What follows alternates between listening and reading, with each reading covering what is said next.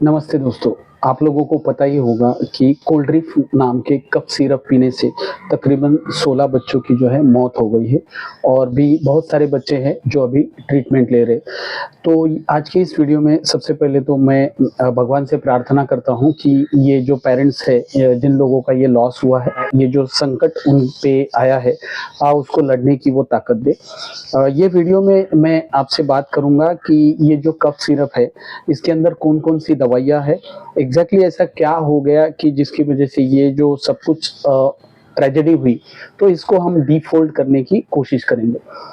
सबसे पहले तो ये सिरप जो है कोल्ड ड्रिंक, इसके अंदर 3 दवाइयाँ आती है। सबसे पहली है पैरासीटामोल, जो आपको पता है कि फीवर ही जाती है, बहुत कॉमन दवा है, तो इससे ऐसा कुछ होने की संभावना जो है बहुत कम होती है।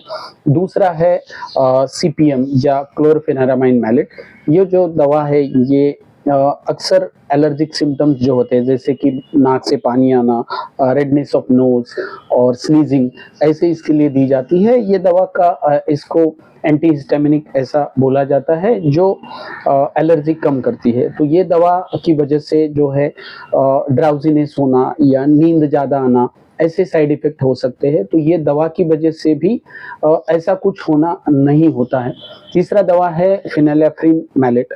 ये दवा जो है ये भी एंटी हिस्टामिनिक टाइप ही आती है, बट ज़्यादातर इसको डिकंजेस्टेंट ऐसा बोला। अभी जो ट्रेजेडी हुई इसमें ऐसा पाया गया कि ये जो दवाइयाँ है इसमें मिलावट थी, और मिलावट थी डाई इथिलीन ग्लाइकॉल या इथिलीन ग्लाइकॉल।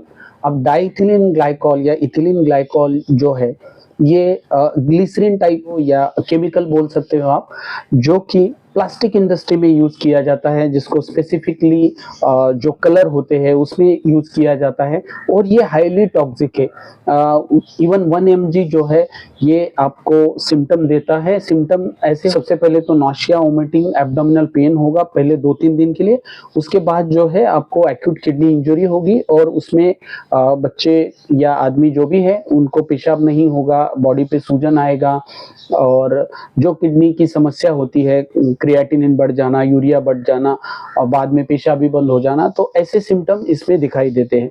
सो ये जो प्रॉब्लम हुआ ये पैरासीटामोल, सीपीएम या फिनेलेफ्रिन मैलेट की वजह से नहीं हुआ। ये प्रॉब्लम हुआ जो उसके अंदर एडल्ट्रेशन था, डाई इथिलीन ग्लाइकॉल या इथिलीन ग्लाइकॉल, जिसकी वजह से ये सब कुछ प्रॉब्लम हुआ।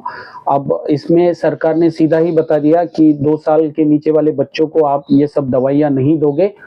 प्रॉब्लम यहाँ पे नहीं है, प्रॉब्लम तमिलनाडु, मध्य प्रदेश में जहाँ पे ये जो कंपनी ये दवाइयाँ बनाती है वहाँ पे ये एडल्ट्रेशन हुआ है। तो कहीं ना कहीं ये सवाल उन अथॉरिटीज पे जाना चाहिए जो इसका चेकिंग करते हैं, जो ये दवाइयाँ मार्केट में आने से पहले जो उसको सर्टिफिकेशन दिए जाते हैं, वहाँ पे इसका सवाल ज़्यादा ध्यान सरकार को इसकी तरफ देना चाहिए कि ये जो कंपनियां हैं जो ये दवाइयाँ बनाती है, जब इनका ऑडिट किया जाता है या जब ये दवा को पहले मार्केट में लाने से पहले जो सर्टिफिकेट दिए जाते हैं उसकी क्वालिटी चेक की जाती है, वहाँ पे ज़्यादा ध्यान देने की ज़रूरत है। मेरे हिसाब से ये डायरेक्टली सिर्फ बैन करके, ये दवाइयाँ बैन करके आप लोगों को परेशानी में डालोगे, क्योंकि सिंपल कफ कोल्ड फीवर भी अगर बोल देंगे तो भी उसमें 5-10% ऐसे होते हैं जो निमोनिया में कन्वर्ट हो जाते हैं, तो वो मात्रा फिर बढ़ जाएगी। अगर आप ऐसी सिरप जो बैन कर दोगे तो ये वाली मात्रा बढ़ने लगेगी, लोगों को निमोनिया होने की समस्या ज़्यादा होने लगेगी, क्योंकि आप उसको प्राइमरी फेज में रोक नहीं रहे हो। जो स्नीजिंग हो रही है, जो फीवर आ रहा है, ये आप अगर प्राइमरी स्टेज में ही उसको कंट्रोल कर लेते हो तो ये लेटर जो निमोनिया होने वाली चीज़ है उसमें ये कन्वर्ट नहीं होगा। ये वीडियो के माध्यम से मैं यही बताना चाहता हूँ कि ये जो दवाइयाँ है आप अपने डॉक्टर, फैमिली डॉक्टर जो है या आपके ट्रीटिंग डॉक्टर जो है उनकी सलाह के सिवाय अपने मन से मत लीजिए, क्योंकि ओवरडोज भी होता है तो भी आपको प्रॉब्लम होती है, क्योंकि सीपीएम से ज़्यादा नींद आना आपके हार्ट रेट पे, आपके रेस्पिरेटरी रेट पे भी असर होगा, वो भी स्लो डाउन होगा, और फिर कोमा में जाना वगैरह ये भी होता है। जैसे इथिलीन ग्लाइकॉल की वजह से होता है तो उसमें न्यूरोलॉजिकल सिम्टम भी आपको दिखेंगे, कोमा भी दिखेगा बाद में, पर पहले जो है आपको सिम्टम यही दिखेंगे कि आपको सिर्फ लूज मोशन, नौशिया पेट में दर्द या ऐसी तकलीफें रहेगी और उसके बाद दूसरे तीसरे दिन एक्यूट किडनी इंजरी होगी। सो ये वीडियो जो है आप ज़्यादा से ज़्यादा पेरेंट तक शेयर कीजिए, उनको पता चलने दीजिए कि ये जो दवाइयाँ हैं उनको सर्टेन डोज में ही देना है, वो भी डॉक्टर के निगरानी के अंदर ही देना है। अगर आपको कुछ भी दवाई देने के बाद ऐसा लगता है कि बच्चों को कुछ हो रहा है तो दवाई स्टॉप करके आप डॉक्टर की सलाह लीजिए।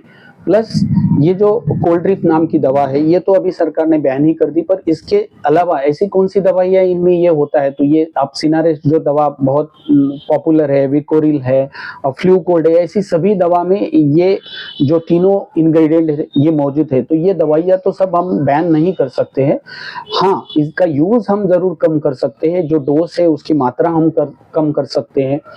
जहाँ पे जरूरी है, अगर आपको बच्चे को तकलीफ ही हो रही है, वो सहन नहीं कर पा रहा है, तभी उसको दवाइयाँ देना है, या फिर अल्टरनेटिव हम जैसे होम्योपैथी की दवाइयाँ है, आयुर्वेदिक की दवाइयाँ उसकी तरफ मुड़ सकते हैं। बस इतना ही ये वीडियो में।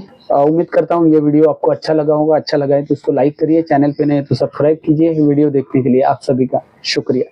Thank you.